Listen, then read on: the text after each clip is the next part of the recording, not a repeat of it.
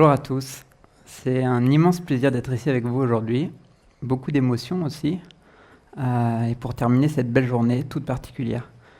Je m'appelle Axel Vécarlé et je vais aujourd'hui vous raconter l'une de mes plus belles aventures. Je dis souvent que jusqu'à l'âge de 16 ans, je me suis laissé vivre. J'étais ce jeune garçon aux cheveux blonds, myope, astigmate et hypermétrope, mais tout de même très gâté. Je grandissais à Lyon, dans les Monts d'Or, entouré d'une famille exceptionnelle et d'amis incroyables, dont certains sont encore aujourd'hui comme des frères et sœurs. À l'école, je n'étais pas au travail, plutôt même parmi les derniers de classe et au bonnet au 0 à chaque dictée. C'est pas drôle. Au collège, je passe de la 6e à la 5e avec 9,5 de moyenne. Même schéma de la 5e à la 4e. Et je redouble forcément ma 4e avec 9,9 de moyenne. Une sale affaire. Ça non plus, c'est pas drôle. Lorsqu'arrive l'été 2007, juste avant mon entrée au lycée, chaque année et depuis mon plus jeune âge, j'avais la chance de voyager aux 4 coins du monde, de l'Afrique à l'Asie, en passant par les plus belles îles de la planète. Cette année-là, nous partions entre les États-Unis et le Canada jusqu'à la frontière avec l'Alaska dans le Grand Nord-Ouest. Un voyage sublime. Mais c'est pendant ce voyage même que démarra la plus éprouvante de mes expériences, mais aussi la plus enrichissante de mes aventures, celle que pourtant aujourd'hui je ne souhaite à personne. C'est là-bas que je ressentis ces premiers maux de tête, et c'est à ce moment-là que j'ai commencé à me ressentir vivre, à prendre le temps et la conscience de me ressentir vibrer au plus profond de moi. Lorsque cette simple douleur se transformait rapidement en une réelle souffrance, cette sensation qui prend le dessus sur tout, qui devient omniprésente de jour comme de nuit. J'allais embarquer pour cette périlleuse aventure d'environ 3 ans, dont le seul objectif était de rester en vie. Environ 3 mois après ces premiers maux de tête ressentis au Canada, on découvrit que j'étais atteint d'une tumeur au cerveau. Ce jour-là, j'allais vivre le moment le plus atroce des 3 années à venir. Le regard de ma maman lors de l'annonce, rempli de cette peur de voir son fils mourir. Dans cette petite pièce où je me rhabillais après avoir passé mon IRM, environ 5 mètres carrés, 2 tabourets, un porte-manteau et un poster expliquant ce qu'était une IRM. Le radiologue entra, son petit stylo dans la poche, et s'adressa à ma maman. « Votre fils est atteint d'une tumeur au cerveau. » À ce moment-là, tout s'est arrêté. Il ne restait plus que la souffrance et la peur. Chaque jour, je partais un peu plus. Je me sentais m'éloigner à chaque clignement de paupières. Très vite, j'ai quitté l'école pour découvrir un tout autre monde. Le monde hospitalier, la dépendance totale, pour manger, pour respirer, pour faire mes besoins ou simplement veiller sur mon cœur. La peur de s'endormir le soir ou de ne pas se réveiller le lendemain, alors qu'il faut se battre dans sa chambre, les gémissements d'autres patients qui résonnent dans le couloir. La puissance d'un sourire aussi et le récit d'un regard, la souffrance quotidienne et ce combat de chaque instant.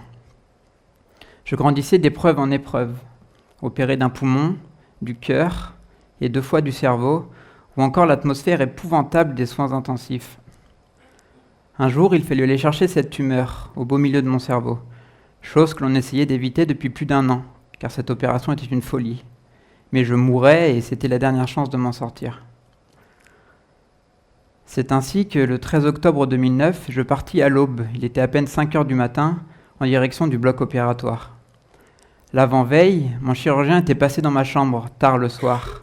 J'étais branché de partout, et debout devant mon lit, il m'expliquait que dans 2 jours, on viendrait me chercher très tôt pour me conduire vers le bloc.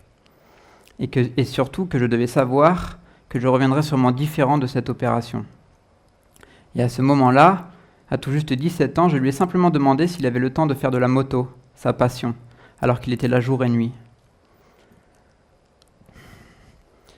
Après 9 heures d'opération, où mon chirurgien tentait d'aller chercher cette chose au milieu des 2 hémisphères de mon cerveau, j'allais vivre le réveil de ma vie. Ce nouveau départ, aussi effrayant que libérateur. Cette nouvelle expédition pour me reconstruire et être ici aujourd'hui avec vous et en pleine forme. J'étais sorti d'affaires, mais différent. En salle de réveil, la vision encore trouble. C'était un tout nouveau ressenti de moi. Je ne souffrais plus, mais je sentais cette grande cicatrice derrière mon crâne qui respirait.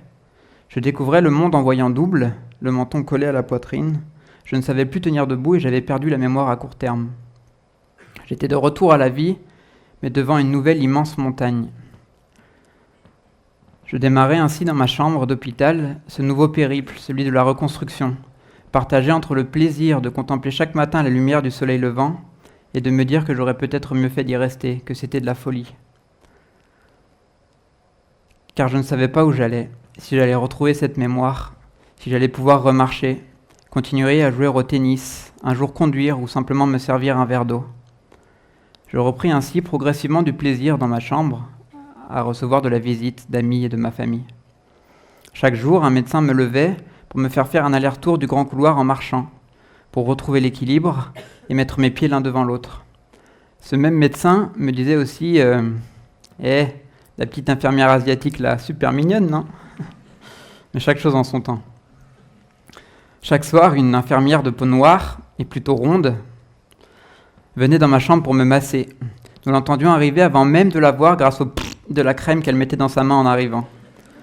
Elle me retournait alors comme une crêpe pour me masser violemment pendant 10 secondes avant de me regarder satisfaite, les mains posées sur les hanches.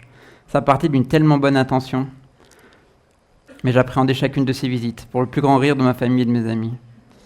Chaque soir aussi, un peu plus tard, cette fameuse infirmière asiatique venait s'asseoir au bout de mon lit pour discuter, parfois pendant 1 heure avant de rentrer chez elle, alors qu'elle avait enfilé par-dessus sa blouse blanche, sa doudoune noire et ses Air Max noirs.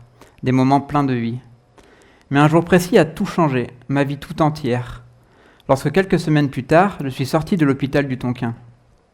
Sur un siège roulant poussé par ma maman, au rez-de-chaussée du bâtiment, les portes sont ouvertes. Nous avancions et je ressentis sur mes joues le vent se poser. J'avais oublié cette sensation, ce bonheur inestimable et pourtant si simple. Je pleurais d'émotion. Le chemin était encore long, mais je sentais sur mes joues ce frisson de me ressentir vivre. Et c'est ce message-là que j'aimerais vous offrir aujourd'hui. Que chacun d'entre vous prenne le temps, en sortant d'ici, de se ressentir vivre. Aujourd'hui, tous ces souvenirs, toutes ces images, ces sensations, ces peurs aussi, font partie de mon quotidien.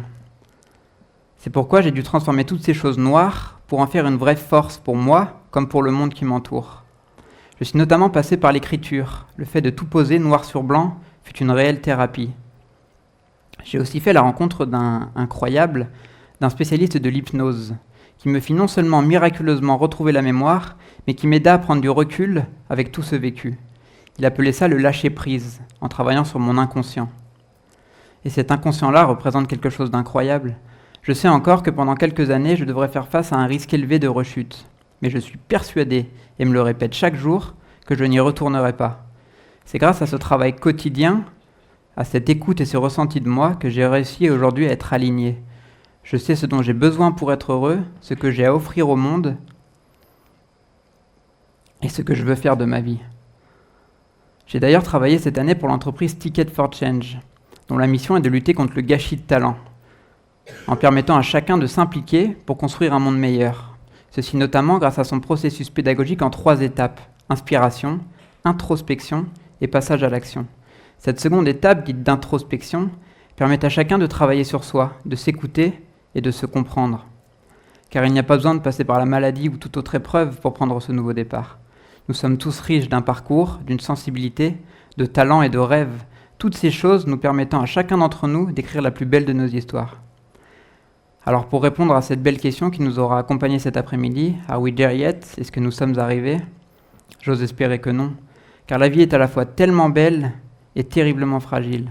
Alors ne perdons pas 1 seconde pour la ressentir au plus profond de nous et pour partager au monde qui nous entoure ce que l'on a de meilleur en nous, car le plus beau reste à venir.